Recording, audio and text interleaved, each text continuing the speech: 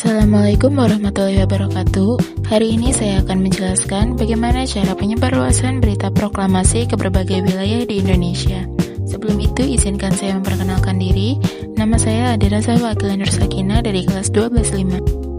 Penyebarluasan berita proklamasi kemerdekaan Indonesia pada 17 Agustus 1945 dilakukan dengan metode yang beragam dan penuh tantangan, melibatkan inisiatif heroik dari para pemuda dan tokoh pergerakan di Jakarta, luar Jakarta, dan luar Pulau Jawa.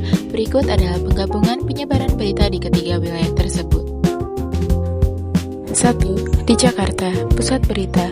Penyebaran di ibu kota berlangsung cepat dan terkoordinasi segera setelah Soekarno membacakan teks proklamasi di Jalan Pegangsaan Timur nomor 56. Yang pertama, Radio Hosokyoku.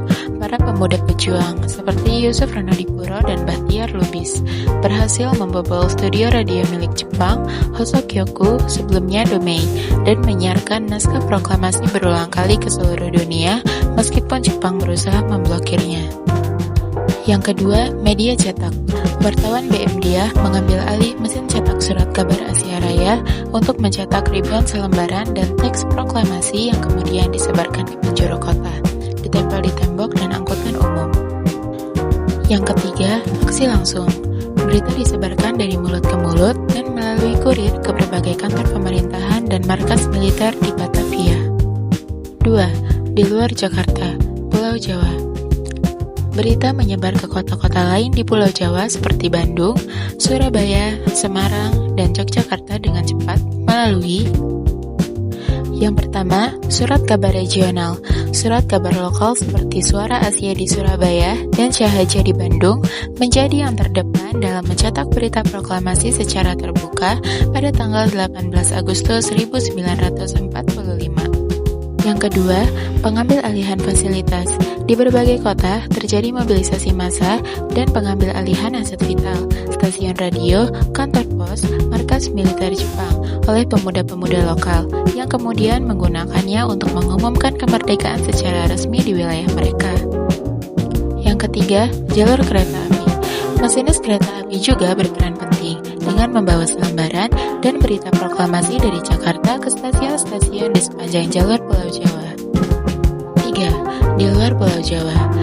Penyebaran ke pulau-pulau lain memakan waktu lebih lama, terkadang hingga berhari-hari atau berminggu-minggu, karena hambatan geografis dan minimnya alat komunikasi. Metode utama yang digunakan adalah yang pertama, utusan anggota PPKI. Ini adalah jalur paling resmi para anggota panitia persiapan kemerdekaan Indonesia yang berasal dari luar Jawa. Kembali ke daerah asal masing-masing membawa naskah asli proklamasi dan informasi valid. Contohnya adalah Teguh Muhammad Hasan dari Sumatera, Sam Ratulangi dari Sulawesi, dan Mr. Igusti Ketut Puja dari Bali, Nusa Tenggara. Yang kedua, jalur informal, pelayaran dan perdagangan.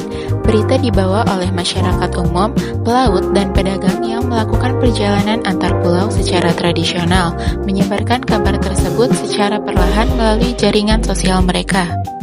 Yang ketiga, siaran radio luar negeri. Berita yang ditangkap oleh radio di Australia atau Singapura disiarkan ulang dan didengar oleh segelintir orang di daerah terpencil di Indonesia yang memiliki radio gelombang pendek. Secara keseluruhan, penyebaran berita proklamasi merupakan kombinasi dari inisiatif media massa darurat di Jakarta, aksi massa terorganisir di kota-kota Jawa, dan peran vital para kurir serta tokoh daerah untuk menjangkau seluruh pelosok Nusantara. Sekian dari saya, terima kasih. Wassalamualaikum warahmatullahi wabarakatuh.